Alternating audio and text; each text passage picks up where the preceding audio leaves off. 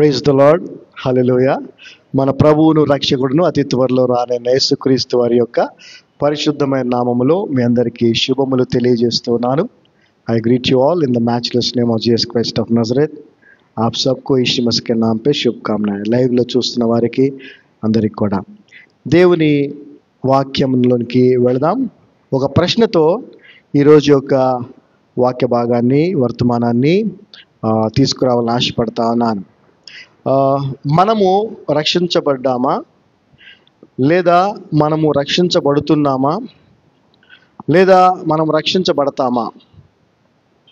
Are we saved or we are being saved or we are going to be saved, will be saved.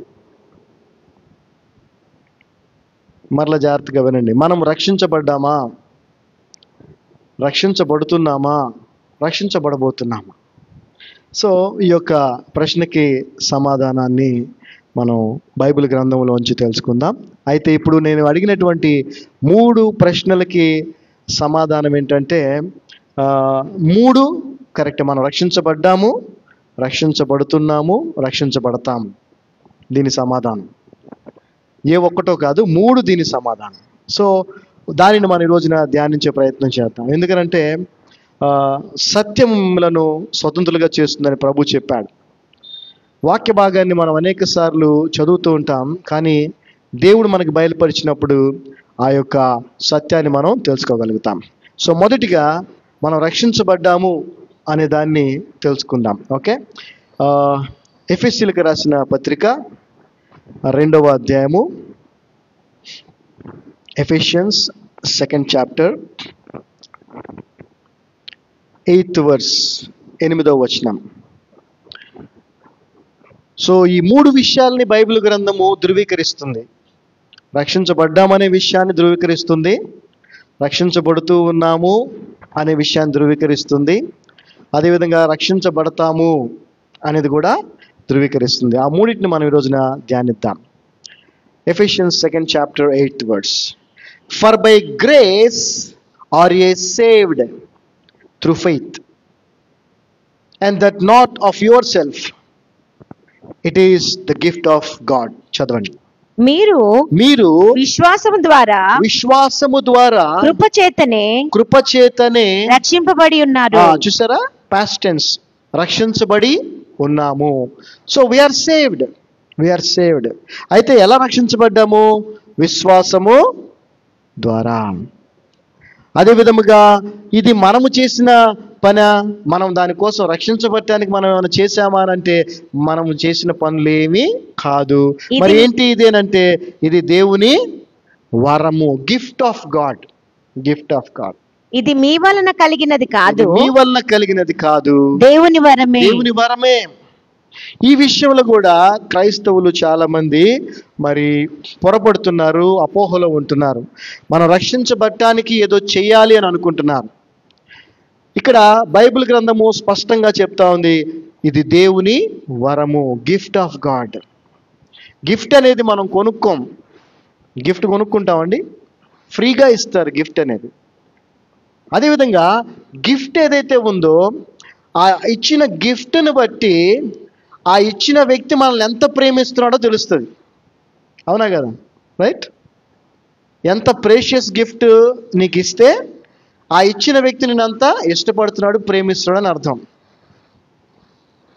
మరి దేవుడు మనకిచ్చినటువంటి gift ఏంటో తెలుసా? ఏంటి చెప్పండి? తన ప్రియ కుమారుడైన యేసుక్రీస్తుని.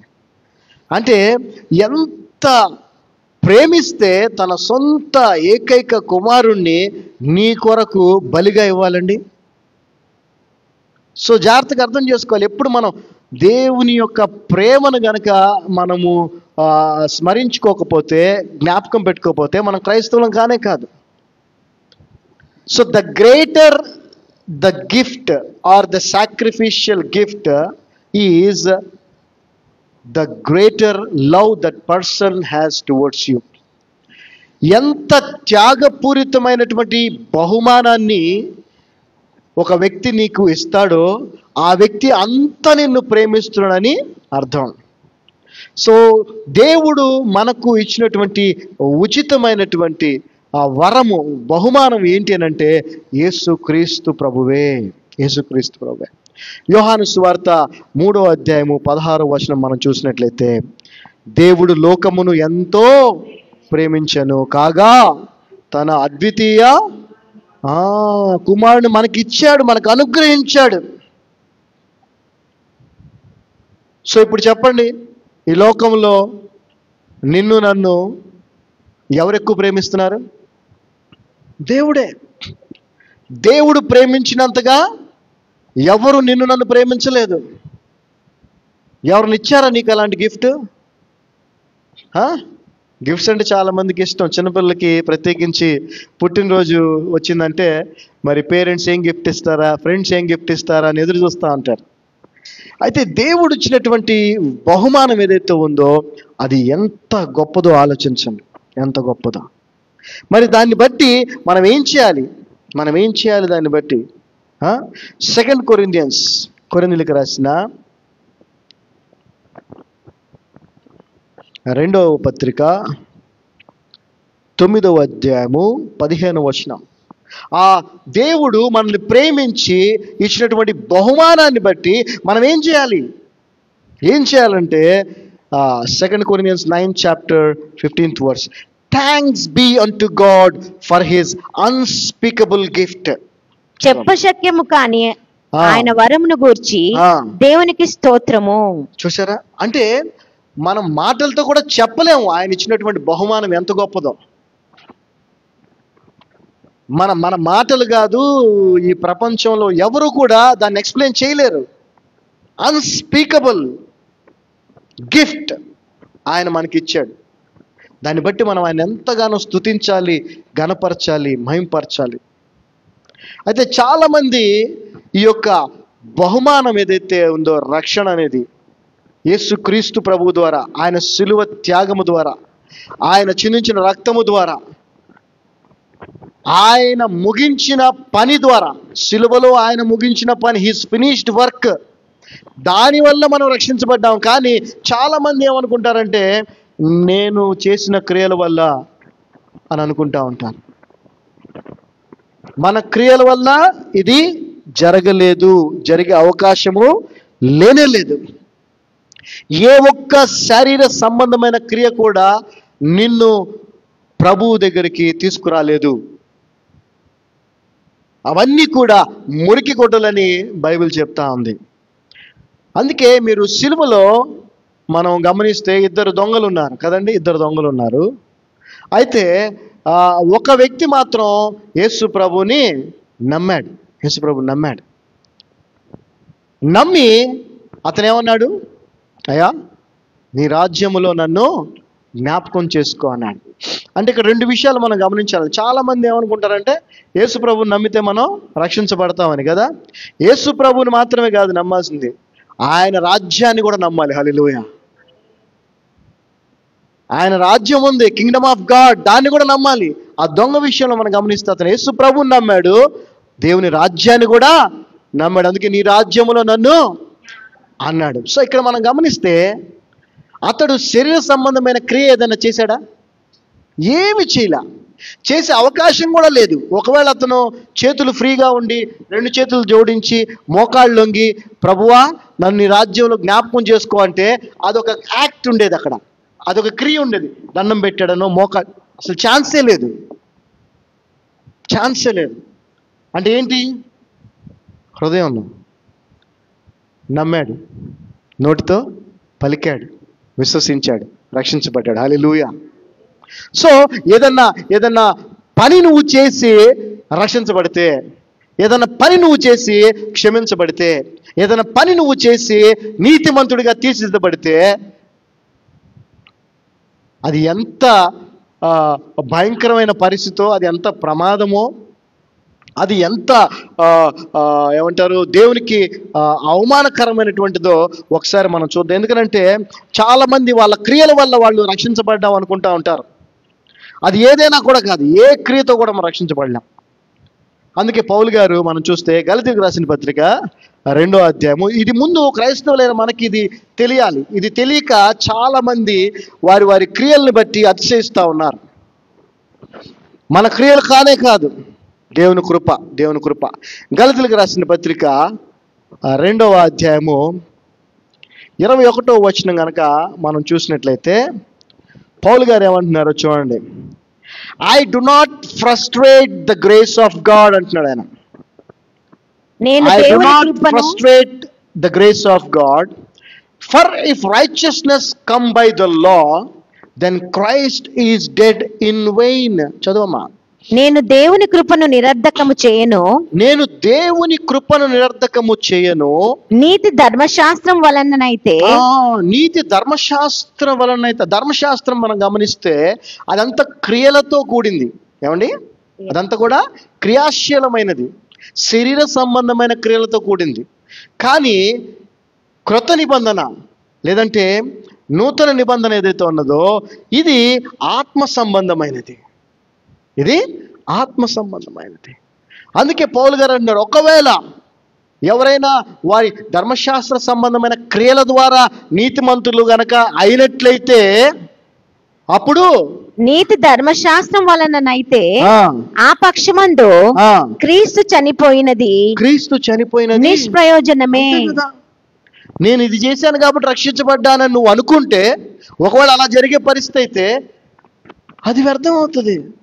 ఈరోజు చాలా మంది క్రైస్తవులు ఈ పొరపాటు చేస్తున్నారు. వారు చేసిన క్రియలను బట్టో లేదంటే వారు అలా ఉండటాన్ని బట్టో దేవుడు దీవించాడను, మేము అది చేసాము అందుకే దేవుడు ఇలాగ మమ్మల్ని ఆశీర్వదించాడు, ఇలా సాక్ష్యాలు కూడా చెప్తా ఉంటారు చాలామంది. నో నో, మన క్రియలు కానే కాదు, మన క్రియలు కానే కాదు. కేవలం ఆయన కృప, ఆయన శిలువ త్యాగము. ఆ శిలువ త్యాగాన్ని దానిని మనం నిరర్ధకం చేయకూడదు. నేను దేవుని కృపను నిరర్ధకము చేయను అంటున్నాడు. సో దయచేసి గుర్తుపెట్టుకోండి, we are saved, but we are saved by his grace alone.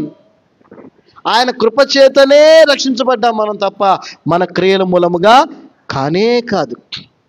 ఇప్పుడు ఎఫెసీయులకు రాసిన పత్రిక 2వ అధ్యాయం 9వ వచనానికి వద్దాం. ఇందాక మనం 8వ వచనం చదువుకున్నాం కదా, 9వ వచనం చదువుదాం ఇప్పుడు.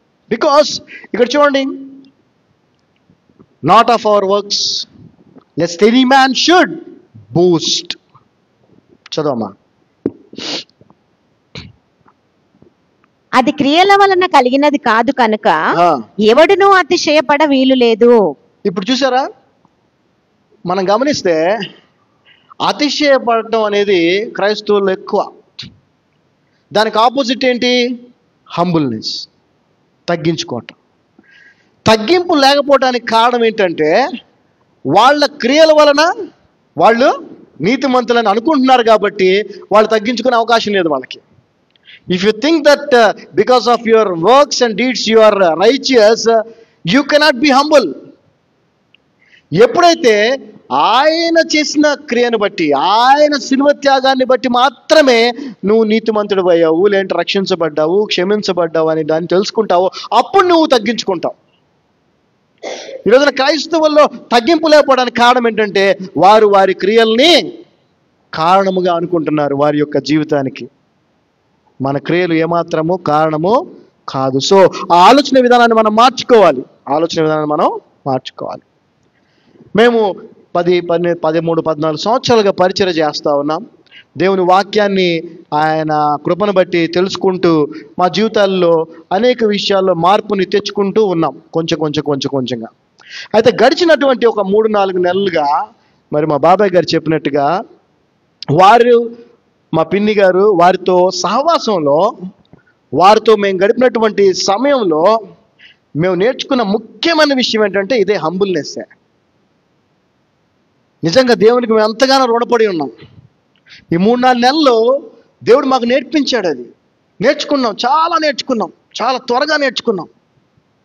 అందుకే దేవుని బిడ్డలతో సహవాసం అనేది మనకు ఎంతో అవసరం. గుర్తుపెట్టుకోండి అమ్మా, సంఘం అనే దాన్ని దేవుడు ఏర్పాటు చేసింది సహవాసం కోసమే. నువ్వు ఎటువంటి వ్యక్తులతో సహవాసం కలిగి ఉంటావో ఆ విధంగా నీ జీవితం మారుద్ది. లోక సంబంధులతో ఉంటే మన జీవితం అలాగే ఉంటుంది.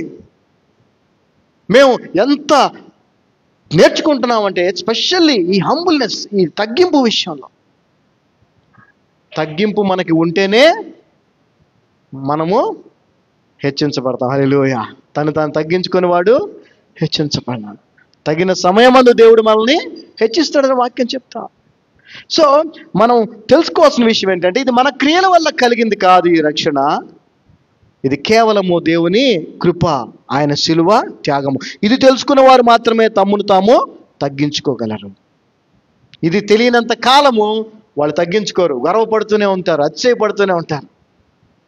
ఎందుకంటే రాంగ్ పర్సెప్షన్లో ఉన్నారు వాళ్ళు. క్రైస్తవ సమాజం, మళ్ళీ చెప్తున్నాను, గుర్తుపెట్టుకోండి. సువార్తలు ఏవైతే ఉన్నాయో అవి అందరికీ, సువార్తలు అందరికీ, అన్యులకి, అందరికీ. పత్రికలు ఉన్నాయి కదా, ఇవి నమ్మిన వారికి. జాగ్రత్తగా గమనించండి. నమ్మిన వారికి, విశ్వాసులుగా, క్రైస్తవులుగా జీవిస్తున్న వారికి ఇవి చాలా ప్రాముఖ్యం. కాబట్టి ఇక్కడ రాయబడినవన్నీ కూడా ఎవరి కోసం అంటే విశ్వాసులమైన మన కోసం. సో ఇప్పుడు మొదటిది మనం తెలుసుకున్నాము ఏమనంటే, మనము రక్షించబడ్డామనే విషయాన్ని ఆల్రెడీ మనం తెలుసుకుంది. ఎందుకంటే వాక్యమే చెప్తా ఉంది, Ephesians 2:8, by grace you are saved, రక్షించబడ్డాము. మరి రెండవది చూద్దాం, రక్షించబడుతూ ఉన్నామా అనే దాన్ని కూడా మనం చూడాలి. బికాస్ ఇది చాలా ప్రాముఖ్యమైనది. ఈ 3 phases-లో రక్షించబడటం కృపచేత, రక్షించబడుతూ ఉండటం, ఆ తర్వాత రక్షించబడతాం, తర్వాత రక్షించబడబోతాం అన్న ఒక టైంలో. ఈ మూడిట్లో ఈ మధ్యలో ఫేజ్ చాలా ఇంపార్టెంట్. ఈ ఫేజ్ ఏదైతే ఉందో ఇదే మనల్ని 3rd phase-కి తీసుకెళ్తుంది. ఈ 2nd phase కనుక మనం కరెక్ట్గా లేకపోతే 3rd phase-లోకి వెళ్ళాం. అంటే ఆ సంపూర్ణమైన రక్షణలోనికి మనం ప్రవేశించలేం, దాన్ని పొందుకోలేం. జాగ్రత్తగా గమనించండి. సో ఫిలిప్పీలకు రాసిన పత్రిక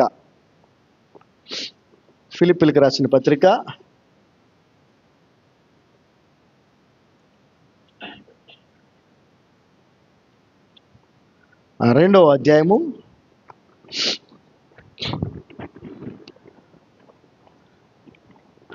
13-14 వచనాలు. ఫిలిపియన్స్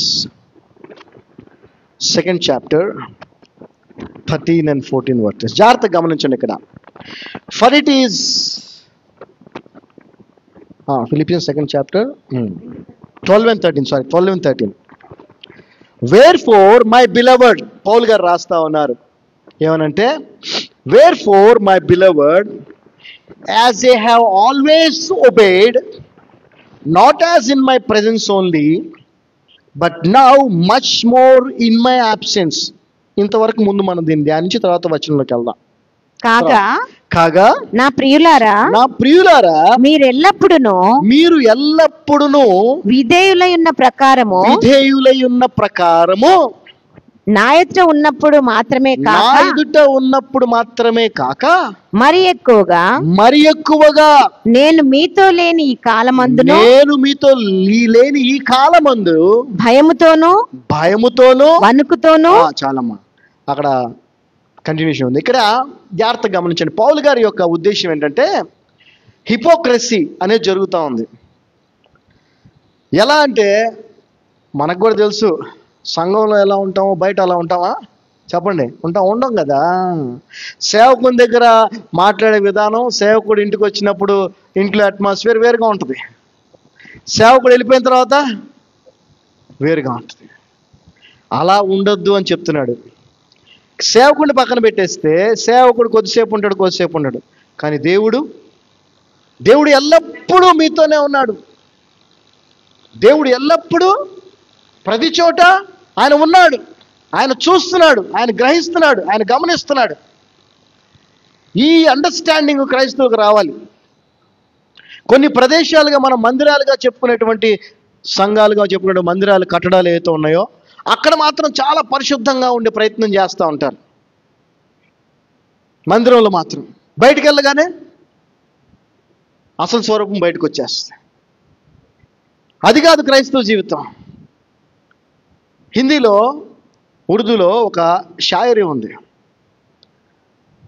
ఆ షాయరీ ఏంటంటే, ఒక తాగుబోతు ఒక మసీదులో ఇమాం అంటారు. మసీదులో ఇట్లా మనలాగా ఇక్కడ పాస్టర్ గారు అంటారు, అక్కడ పూజారి అంటారు, ఇక్కడ ఇమాం అంటారు.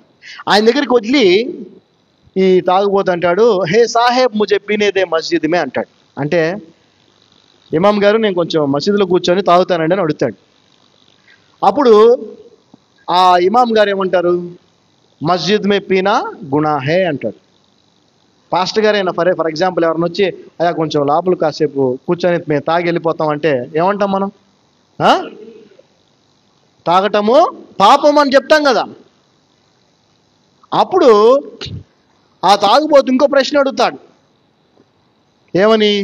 అగర్ మస్జిద్ మే పీనా గునా హే తో ఇస్ జగా బతా జహా ఖుదా నా హో అంటాడు.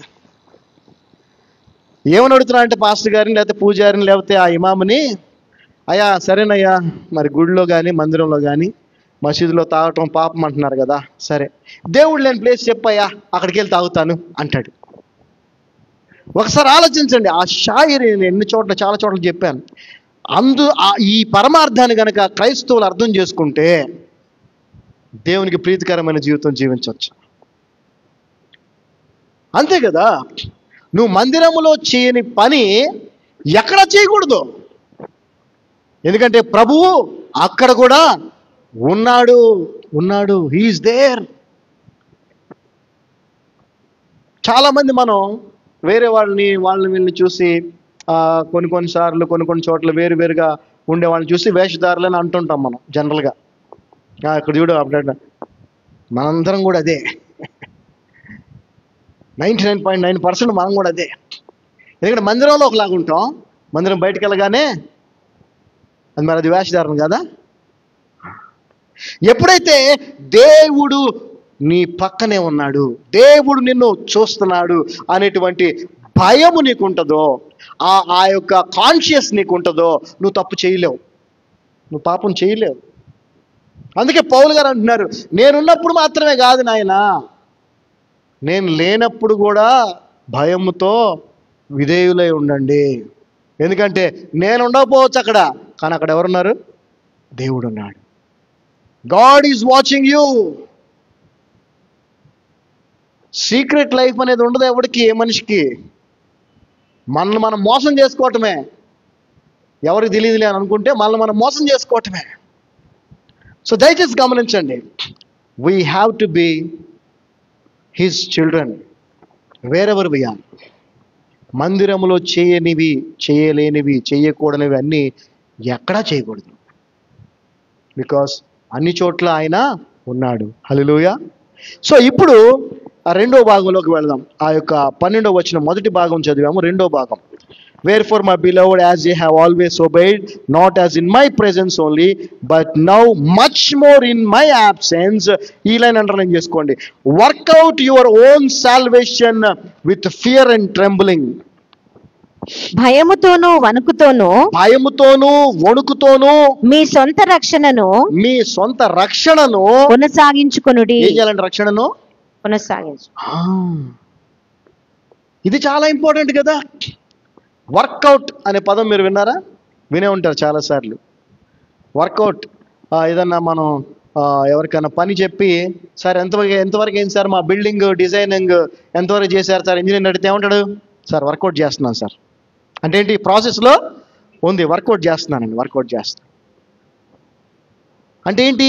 కొనసాగించడం, కంటిన్యూ అవుతుంది, పని జరుగుతుంది అని. సో మనమంతా భయముతో వణుకుతో ఏమి కొనసాగించాలంట? రక్షణని. So it should continue till our last breath. దాన్ని జాగ్రత్తగా కొనసాగించాలి. ఏంటి దీని అర్థం ఏంటి?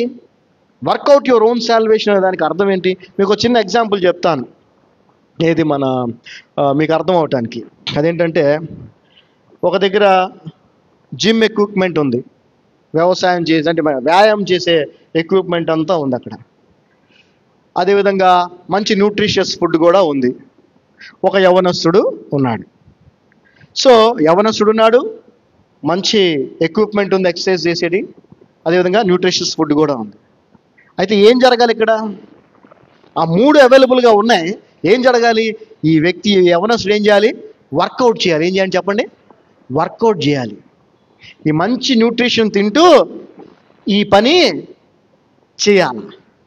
అదేవిధంగా మనము కూడా దేవుడు మనకు అనుగ్రహించిన జీవాహారమైనటువంటి వాక్యాన్ని తింటూ వింటూ ఆయన పనులు చేయాలి. హల్లెలూయా.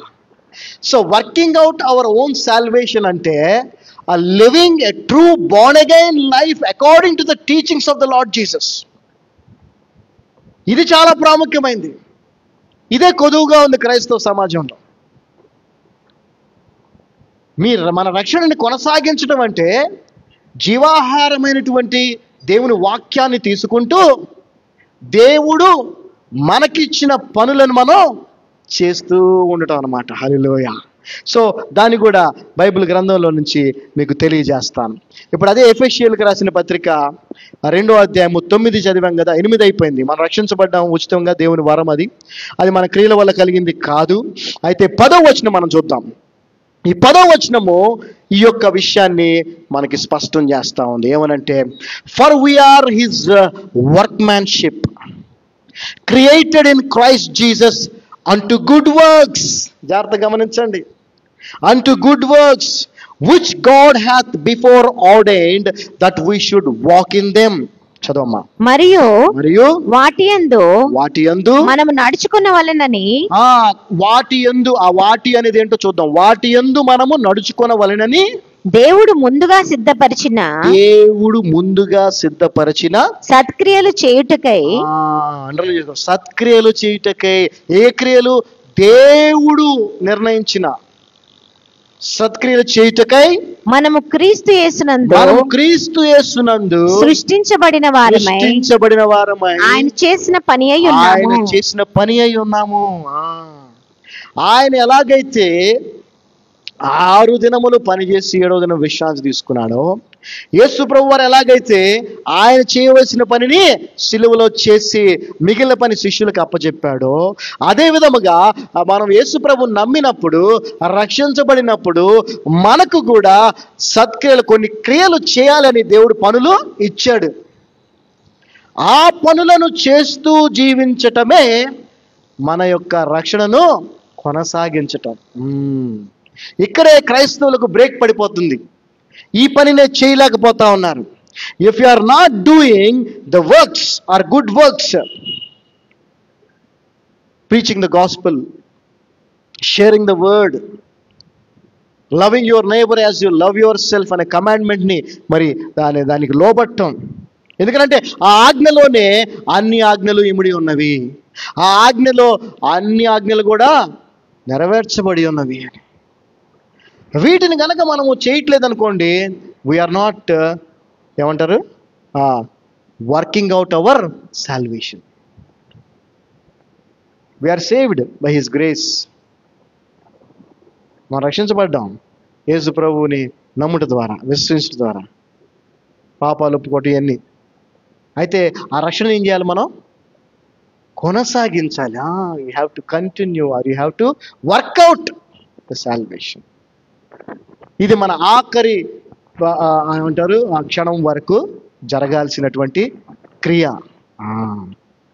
ఇది చేయలేని పరిస్థితిలో చాలా మంది ఉన్నారు క్రైస్తవులు. వాళ్ళని దేవుడు ఏమన్నాడంటే నులివెచ్చని జీవితం అన్నాడు. అంటే వారి జీవితంలో వారు చేసే క్రియలు, లేదంటే వారు ఇచ్చేటువంటి ప్రాధాన్యత అంతా కూడా దేవుని పనికి కాకుండా, దేవుడు ఇచ్చినటువంటి ఏర్పాటు చేసినటువంటి ఆ సత్క్రియల కోసం కాకుండా మిగిలిన వాటికి ఎక్కువ ప్రాధాన్యత ఇస్తున్నారు. ఆ విధంగా ప్రాధాన్యత ఇచ్చినప్పుడు ఖచ్చితంగా నువ్వు సరిగ్గా వర్కౌట్ చేయట్లేదని అర్థం. రెగ్యులర్గా ఆ జిమ్ ఎక్విప్మెంట్లో మరి మంచి ఆహారం తింటూ ఆ జిమ్ ఎక్విప్మెంట్తో వర్కౌట్ చేసేటువంటి యవనస్తుడు ఎలా ఉంటాడు చెప్పండి? ఎలా ఉంటాడు? బలంగా ఉంటాడు, స్ట్రాంగ్గా ఉంటారు కదా. పెద్దగా ఇది ఆహారం సరిగ్గా తినక వర్కౌట్ సరిగ్గా చేయకపోతే ఎలా ఉంటాడు? మామూలు బలహీనంగా ఉంటాడు. కానీ మనం ఎలా ఉండాలి? దేవుల్లో ఎలా ఉండాలి? బలవంతులుగా ఉండాలి మనం. ఎందుకంటే మనం సాతాన్ని జయించాలని అంటే శారీరక సంబంధమైనటువంటి బలం కాదు మనకు కావాల్సింది. మనకు కావాల్సింది ఆత్మీయ బలం కావాలి. ఆత్మీయ బలము ఆత్మీయ ఆహారమైనటువంటి వాక్యాన్ని తీసుకున్నప్పుడు వస్తుంది. ఆ ఆత్మీయ బలము వాక్యాన్ని అనుసరించి జీవించేటువంటి జీవితం, ఆ క్రియలు ఉన్నాయి, అవి చేయటం ద్వారా ఎక్సర్సైజ్ చేస్తే కదా బలం వచ్చేది. అవునా? ఏమండి? కండలు ఎట్లా వస్తాయి? అలాగే మనకి బలం రావాలంటే ఏం చేయాలి? వాక్యాన్ని విని దాన్ని అనుసరించి జీవిస్తే మనం బలవంతులుగా ఉంటాం ఆత్మీయంగా. హల్లెలూయా. అప్పుడు సాతాను మనల్ని ఏం చేయలేడు. సాతాను చేత పీడించబడుతున్న వారిని కూడా మనం విడిపించగలుగుతాం. హల్లెలూయా. మనం ఒక ప్రార్థన చేసినప్పుడు ఒక అనారోగ్య సమస్యతోనో ఒక ఇబ్బందిలోనో దయ్యం పట్టిన వ్యక్తితో విడిపించబడుతున్నాడు. దానికి కారణం ఏంటి? మనం దేవుని కృపలో ఆ బలాన్ని పొందుకుంటున్నాం. మనలో ఉండి దేవుడు ఆ కార్యాన్ని చేస్తున్నాడు. So we have to work out our own salvation till our last breath. ఇది చాలా ప్రాముఖ్యం, గుర్తుపెట్టుకోండి. అది నిజమైనటువంటి బోర్న్ అగైన్ క్రిస్టియన్ లైఫ్. దాన్ని నేర్చుకోవాలి మన యొక్క పూర్వీకుల నుంచి, వాక్యం నుంచి, మనకి దేవుడు మాదిరిగా ఇచ్చిన వారి నుంచి. హల్లెలూయా. సో నిలువెచ్చని జీవితం మనకి ఏమాత్రం మంచిది కాదు. ఫిలిప్పీలకు రాసిన పత్రిక 2వ అధ్యాయం 12 చదివాము. ఇప్పుడు 13వ వచనం చదువుదాం.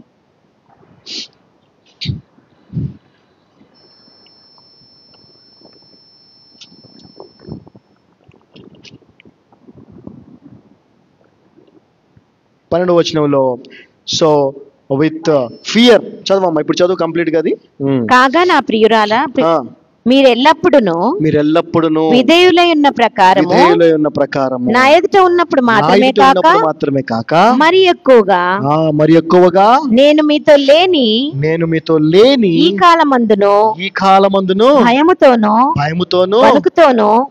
వణుకుతోనూ మీ సొంత రక్షణను కొనసాగించుకొనుడి. సో ఇక్కడ మనము రక్షించబడ్డామని వాక్యం చెప్తా ఉంది. అదేవిధంగా ఆ రక్షణ మనము కొనసాగించాలి అని చెప్తా ఉంది కదా. అంటే we are being saved by working out our own salvation, by hearing his word and obeying and doing his works.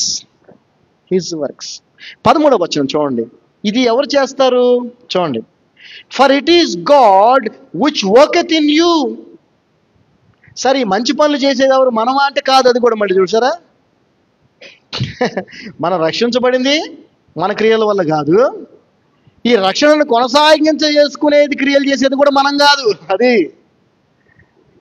ఇక్కడ కూడా పొరపాటు పడుతుంటారు కొంతమంది సేవకులు కానీ ఇంకెవరైనా కూడా. ఎంతో కష్టపడ్డాం బ్రదర్ దేవుని సేవలో అంటారు. మనం కాదు పని చేసి వచ్చేవాడిని ఎవరు చేస్తారు? For it is God which worketh in you both to will and to do of his good pleasure. చదవమ్మా. ఎందుకనగా మీరు ఇచ్చయించుటకును కార్యసిద్ధి మీరు ఏదన్నా చేయాలనుకోవటానికైనా, ఆ కార్యం చేయటానికైనా తన దయా సంకల్పము నెరవేరుటకై మీలో కార్యసిద్ధి కలుగచేయువాడు దేవుడే. హల్లెలూయా. అందుకే సమస్త మహిమ, ఘనత, ప్రభావాలు అన్నీ కూడా యేసుక్రీస్తు ప్రభు వారికే చెందాలి. ఎక్కడ కూడా మనకి ఏమాత్రం కూడా ప్రైజ్ కానీ లేదంటే కొంత రివార్డ్ కానీ మనకి రానేకూడదు. కానీ ఈ రోజున అందరూ వారిని వారు హెచ్చించుకోవడానికి ప్రయత్నం చేస్తున్నారు. వారిని పొగిడేవారంటే వాళ్ళకి ఎంతో ఇష్టం. కానీ అది కాదు. మనలో కార్యసిద్ధి కలుగజేయవాడు దేవుడే. ఆ కార్యాలు చేయటానికే మనల్ని ఎన్నుకున్నాడు ఆయన. హీ ఆర్డైన్డ్, ముందుగానే ఏర్పాటు చేయబడ్డాం మనం. దేనికోసం? For his good pleasure. నీ ప్లెజర్ నా ప్లెజర్ కోసం కాదు మనం పనులు చేయాల్సింది. ఆయనకి ఇష్టం ఉండే పనులు చేయాలి. ఆయనే మనలో ఉండి చేయిస్తాడు. సో మొదటిగా మనం రక్షించబడటానికి ఏ పని చేయలేదు, చేసినా రక్షించబడము. మన రక్షణను కొనసాగించుకోవడానికి కూడా మనం చేసేదేమీ లేదు. అయితే మనం ఒకటి చెయ్యాలి. అదేంటంటే మన జీవితాన్ని పూర్తిగా ఆయనకి సమర్పించాలా. ఇది మనం చేయాల్సిన పని. Until unless you don't surrender your life, he cannot work through you. నువ్వు నీ జీవితాన్ని ఆయనకి సమర్పించకపోతే నిన్ను ఎలా వాడుకుంటాడు ఆయన? సమస్తం విడిచిపెట్టాలా. మారిపోయింది ప్రొఫెషను. ప్రభు అన్నాడు, ఇక మీదట నువ్వు మనుషులను పట్టే జాలరిగా ఉంటావు అని పేతురుతో చెప్పాడు. అక్కడ ఏం రాసి ఉంటుంది తెలుసా? వారు వెంటనే అని ఉంటుంది, ఇమ్మీడియట్గా అనమాట, వెంటనే ఆ వలలు అన్నీ కూడా విడిచిపెట్టి ప్రభుని. అంటే ఈ లోక సంబంధమైన జీవితాన్ని నువ్వు విడిచిపెట్టకపోతే నీ జీవితాన్ని ఆయనకి సమర్పించలేవు. ఆయనకి సమర్పించలేకపోతే ఆయన ద్వారా నువ్వు వాడబడలేవు. ఈ ఒక్కటి నువ్వు చేయాలి, ఇదొక్కటి నువ్వు చేయాలి. ఎందుకంటే ఆయన బలవంతంగా ఎప్పుడు ఏది చేసే వ్యక్తి కాదు. ఆయన దేవుడు బలవంతంగా చేసేవాడు కాదు, చాయిస్ ఇచ్చే దేవుడు. ఆదాముకి ఇచ్చాడు చాయిస్, అందరికి ఇచ్చాడు. నీకు కాకుండా నాకు కూడా చాయిస్ ఇస్తున్నాడు. చాయిస్ నీదే. నువ్వు బలవంతంగా ఆయన కొరకు జీవించాలని ఆయన ఇష్టపడట్లా. ఆయన నీ కొరకు చేసిన త్యాగాన్ని నువ్వు గ్రహించినట్లయితే ఆయన్ని ప్రేమించకుండా ఉండలేము. ఆయన్ని ప్రేమించినట్లయితే ఆయనకు విధేయత చూపించకుండా ఉండలేము. ఆయనకు విధేయత చూపిస్తూ జీవించటమే విశ్వాసమును కొనసాగించుట, మీ సొంత రక్షణను కొనసాగించుట. ఈ యొక్క పని మనం ఖచ్చితంగా చేసి తీరాలి. We have to surrender our lives to the lord. చాలామంది ఈ పని చేయకుండానే మేము రక్షించబడ్డాము, లేదంటే పరలోకానికి వెళ్ళిపోతున్నాం డైరెక్ట్గా అనుకుంటా ఉంటారు. No, we are saved by his grace. We have to work out our own salvation, being a true born again Christian, living according to the teachings of the lord Jesus Christ. చాలా మందికి తెలిసే ఉండొచ్చు, క్రిస్టియన్ అనే పదానికి అర్థము డిక్షనరీలో ఏముంటుంది తెలుసా?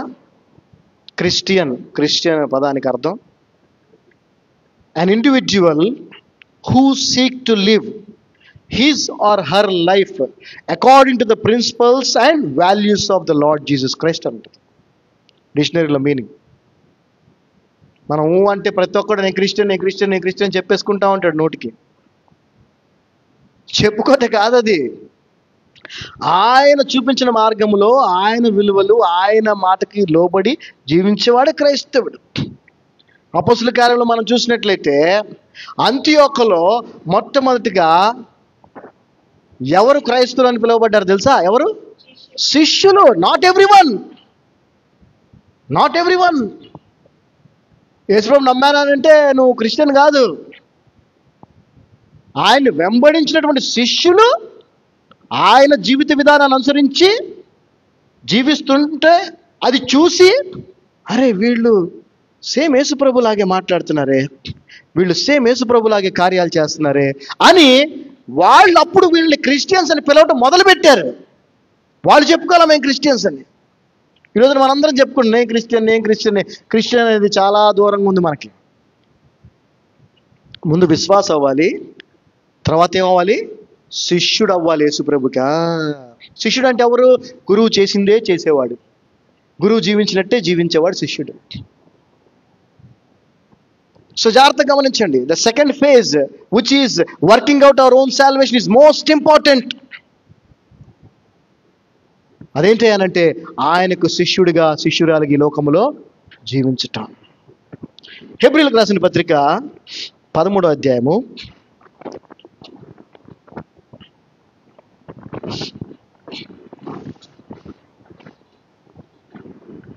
13వ అధ్యాయము 20-21 వచనాలు చదువుకుందాం. జాగ్రత్తగా గమనించండి. సో మనం క్రియలు చేసి రక్షించబడలేదు. మన రక్షణ కొనసాగించుకోవాలంటే కూడా మనం చేసే క్రియలు కాదు, ఆయనే మనలో ఉండి క్రియలు చేస్తాడు. అయితే మనం చేయాల్సింది ఏంటంటే మన జీవితాన్ని ఆయనకి సమర్పించాలి, మన పాత జీవితాన్ని విడిచిపెట్టాలి. అప్పుడు మాత్రమే కొత్త జీవితానికి. చూడండి, స్టెప్స్ ఎక్కాలంటే కింద స్టెప్ వదిలేస్తేనే పైన స్టెప్కి నువ్వు వెళతావు. ఆ స్టెప్ను వదలని అక్కడే ఉంటే అక్కడే ఉంటావు. నువ్వు నెక్స్ట్ పైకి వెళ్ళాలంటే ఇంకో స్టెప్ దగ్గరికి వెళ్ళాలి, ఎక్కాలి. ఇది వదిలేయాలి, ఈ స్టెప్ను వదిలేయాలి. చూడండి, హెబ్రీయులకు రాసిన పత్రిక 13వ అధ్యాయం 20వ వచనం మనం చూస్తే, Hebrews 13:20 verse. Now the God of peace. జాగ్రత్తగా గమనించండి ఈ పాట. God of peace, prince of peace అని కూడా యేసుప్రభుని అంటారు కదా. God of peace that brought again from the dead our lord Jesus. చూసారా, మరి సమాధానమునకు దేవుడైనటువంటి ఆ తండ్రి అయిన దేవుడు యేసు ప్రభువుని మృతుల్లో నుంచి లేపాడు. The great shepherd of the sheep through the blood of the ever lasting covenant. Make you perfect in every good work to do his will. చూసారా? సో ఈ మన సొంత రక్షణని కొనసాగించుకోవడానికి ఏదైతే వాక్యానుసారమైనటువంటి దేవుడు ముందుగానే నిర్ణయించిన సత్క్రియలు మనం చేయాలో అవి చేయటానికంట మనకు సహాయం చేసేది ఎవరంట? చదువు 20వ వచనం. గొర్రెల గొప్ప కాపరి అయిన యేసు అను మన ప్రభువును నిత్యమైన నిబంధన సంబంధమగు రక్తమును బట్టి మృతులలో నుండి లేపిన సమాధానకర్తయగు దేవుడు. జాగ్రత్తగా గమనించండి. మేము దేవుని నమ్ముకున్నామండి, మేము దేవుని నమ్ముకున్నామండి. చాలా మంది చెప్తా ఉంటారు, దేవుణ్ణి నమ్ముకుంటే, యేసు ప్రభువుని నమ్ముకుంటే నీ జీవితంలో సమాధానం ఉండాలి. ఈ రోజున నేను ఖచ్చితంగా చెప్పగలను, ఎందుకంటే ఎన్నో కుటుంబాలు నేను చూస్తాను కాబట్టి. 90 to 95% క్రైస్తవులని చెప్పుకునే వారి జీవితాల్లో సమాధానం లేదు. మరి నువ్వు నమ్ముకున్న దేవుడేమో సమాధానానికి కర్త, కానీ నీ జీవితంలో సమాధానము అంటే ఎక్కడ తేడా జరుగుతుంది? నేను చెప్తాను, అది కూడా చెప్తాను. వాక్యం చెప్తుంది స్పష్టంగా. కొలెషన్స్ 3:15 చూస్తే, let the peace of God rule your hearts. మన హృదయాలంట దేవుని సమాధానము మీ హృదయములను ఏలనీయుడి అని ఉంది. అంటే మన హృదయాన్ని ఏమేలాలో తెలుసా? దేవుని సమాధానము. The peace of God must rule our hearts. If you don't have peace, you don't have the God of peace. And if you don't have the God of peace, you are not saved. సమాధానకర్త అయిన దేవుడు నీలో లేకపోతే నీకు సమాధానం ఉండదు. మరి ఎలా వస్తుంది సమాధానం చెప్పండి? ఎలా వస్తుంది సమాధానం? మనకి విశ్వాసం గురించి కొంచెం తెలుసు. విశ్వాసం ఎలా వస్తుంది చెప్పండి? Faith comes by. మరి సమాధానం ఎలా వస్తుంది? సమాధానం ఎట్లా వస్తుంది? Peace comes by obedience. చెప్పండి ఏంటది? Peace comes by obedience. ఇది పీస్ కమ్స్ బై ఒబీడియన్స్. ఈ ఒబీడియన్సే లేదు కాబట్టి పీస్ లేదు మన వాళ్ళ జీవితాల్లో. కానీ మనం నమ్ముకున్న దేవుడు మాత్రం సమాధానానికి కర్త. కానీ మన జీవితాల్లో సమాధానం చాలా పిటి అనిపిస్తుంది నాకు. ఈ లోక సంబంధమైన అన్నీ కలిగి ఉంటారు పాపం క్రైస్తవులు, కానీ అసలేంది ఉండదు. ఏముండదు? అది సమాధానం. ఆ సమాధానానికి మనం చేయాల్సింది ఏంటి? ఒబీడియన్స్. విధేయత చూపిస్తేనే సమాధానం మనకి ఉంటుంది. నేను ఎన్నోసార్లు చెప్పాను, మళ్ళీ చెప్తున్నాను ఉదాహరణ, ఎందుకంటే మీరు కూడా దేవుడు అనుగ్రహించిన సమాధానాన్ని కలిగి ఉండాలి కాబట్టి మళ్ళీ చెప్తున్నాను, గుర్తుపెట్టుకోండి. ఇద్దరు పిల్లలు ఉన్నారు. వాళ్ళ అమ్మ నాన్న బయటికి వెళ్తా, అరే రేపటి నుంచి ఎగ్జామ్స్ ఉన్నాయి, టీవీ చూడబాకండి అని చెప్పారు. వాళ్ళు బయటికి వెళ్ళగానే ఒక పిల్లోడు ఏం చేశాడు? టీవీ పెట్టుకొని చూస్తా ఉన్నాడు. బండి సౌండ్ రాగానే మళ్ళీ వాడు చదువుకుంటున్నట్టుగా యాక్టింగ్, టీవీ ఆపేసి తమ్ముడితో కూర్చొని చక్కగా వీడు కూడా బుస్ తీసి కూర్చున్నాడు. వాళ్ళ అమ్మ నాన్న లోపలికి వచ్చాడు. ఇప్పుడు ఆ ఇద్దరు పిల్లల్లో ఎవడైతే వాళ్ళ అమ్మ నాన్న మాట వినలేదో, టీవీ చూడొద్దంటే చూశాడో, వాడి హృదయంలో ఎలా ఉంటుందండి? ఆందోళన, భయము, tension.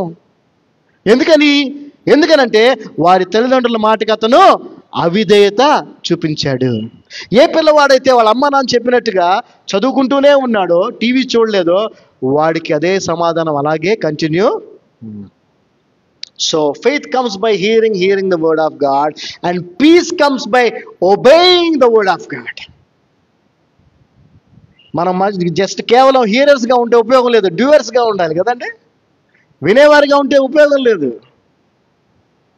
So peace comes by obeying the word of God.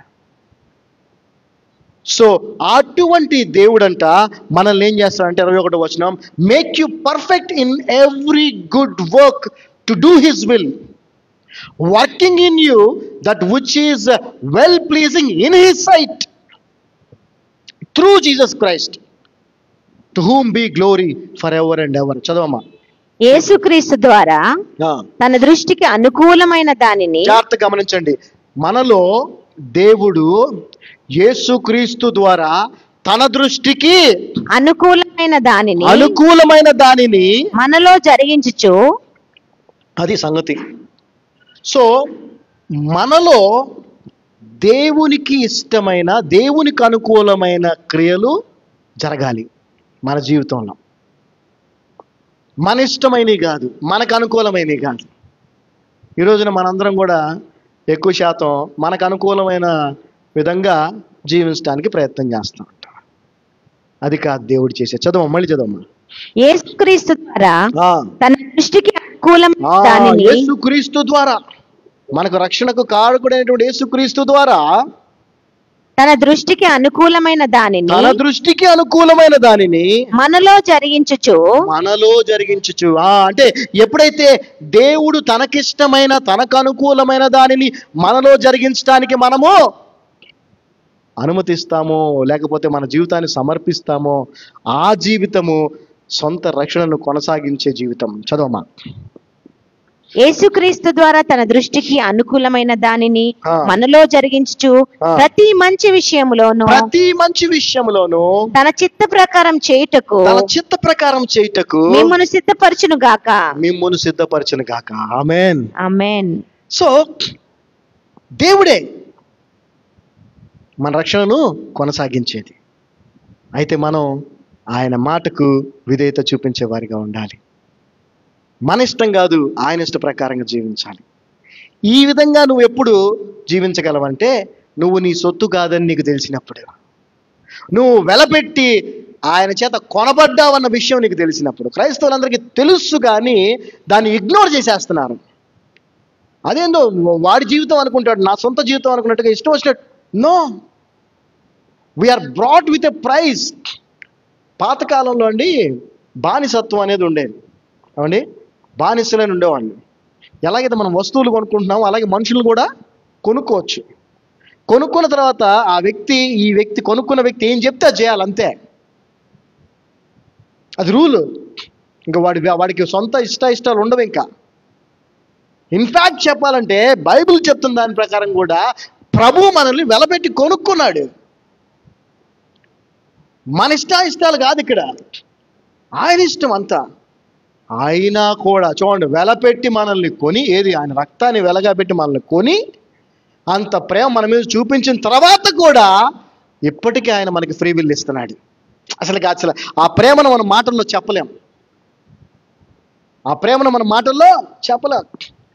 మనం 2000 3000 జీతం ఇచ్చే హెల్పర్ పని అమ్మాయి అబ్బాయో ఏదైనా మనం చెప్పింది చేయకపోతే ఎంత కోపం వచ్చేస్తుంది మనకి. వాడేమన్నా మన బానిస కాదు. ఆ కొద్ది పనులకి పెట్టుకున్నా 3000 4000 నెలకి ఇస్తున్నాం. ఏదైనా కొంచెం వాళ్ళు ఇది చేశారంటే ఏంటది అరుసాలేదా? ఒకసారి ఆలోచించండి.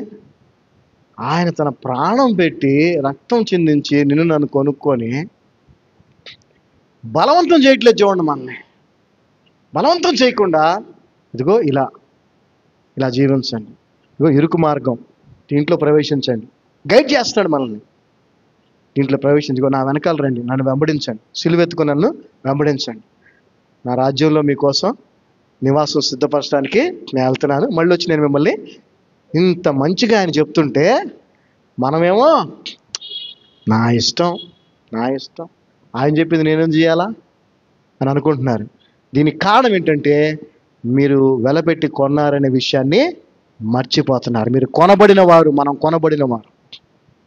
మనకి చాయిస్ లేదు యాక్చువల్లీ చెప్పాలంటే, కానీ ఆయన కృప మనకి చాయిస్ ఇస్తుంది.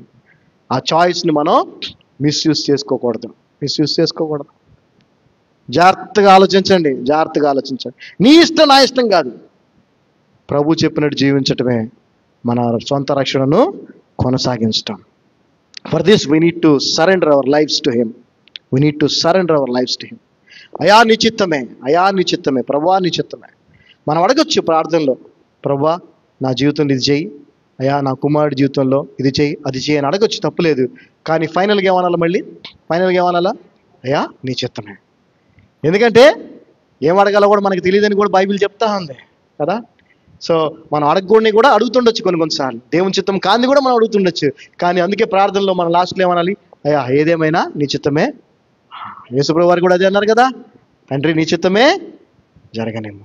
సో కాబట్టి we have to be very careful in this second phase of working out our salvation till our last breath, so that we can receive the salvation which is in the third phase.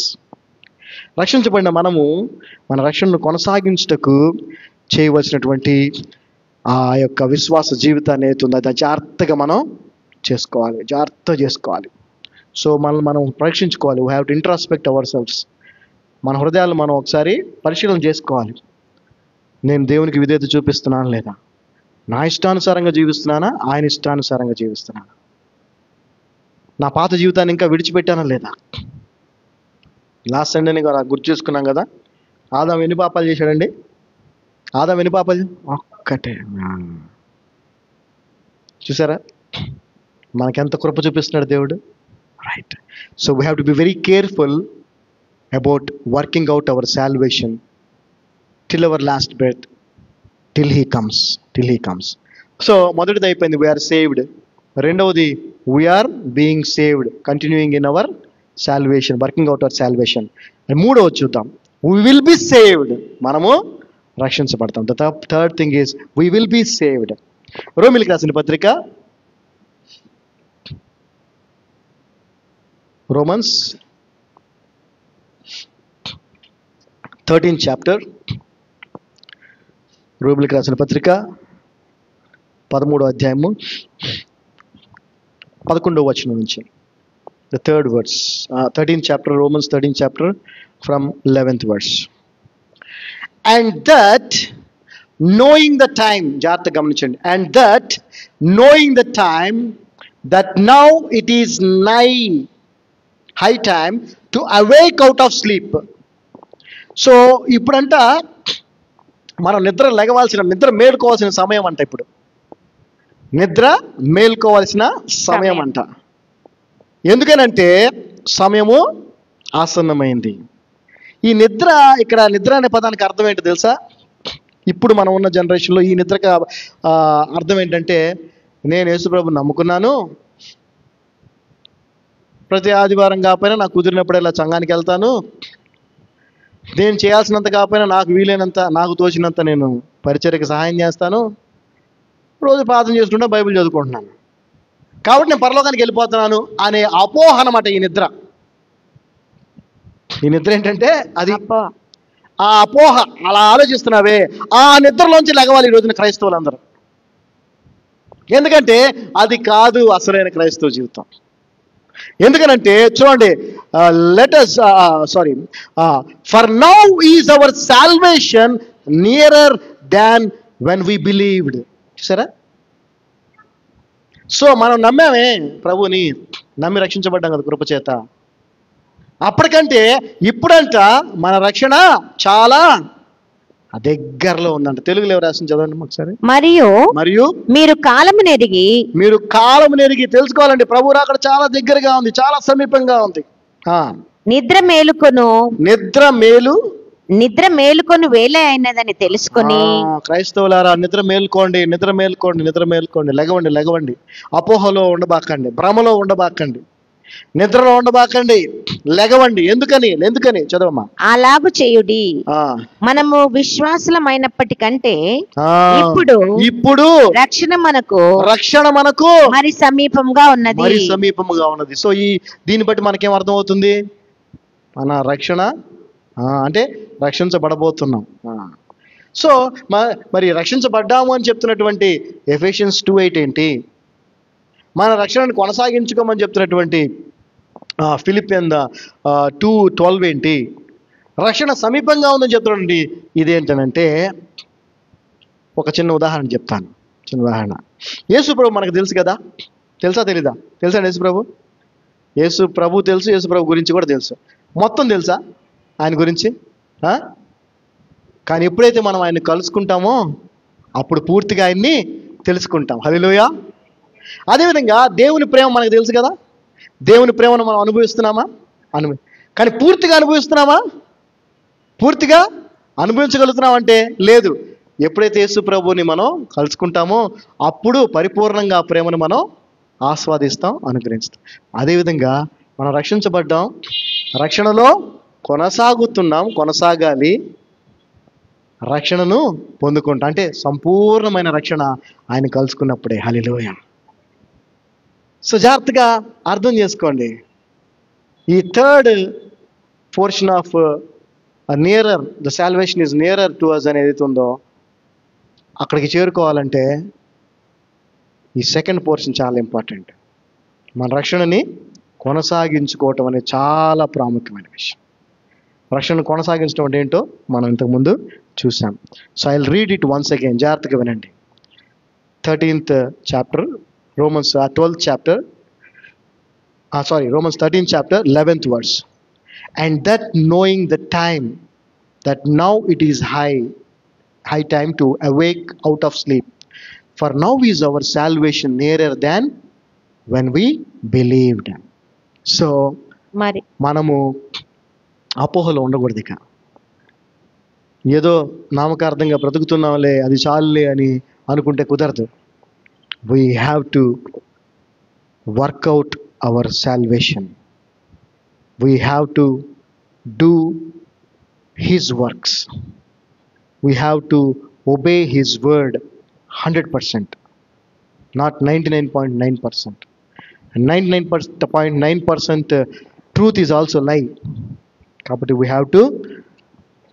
have to surrender. So ఆ రక్షణ అంట దగ్గరగా ఉందంట. ఆ రక్షణ ఎవరో కాదు, యేసు ప్రభువే. హల్లెలూయా. Jesus Christ is our salvation. He is going to come. ఆయన రాబోతున్నాడు, మధ్యాకాశానికి రాబోతున్నాడు. మనం ఎత్తబడాలి. ఎత్తబడే వాళ్ళు ఎవరో తెలుసా? ఎవరు చెప్పండి?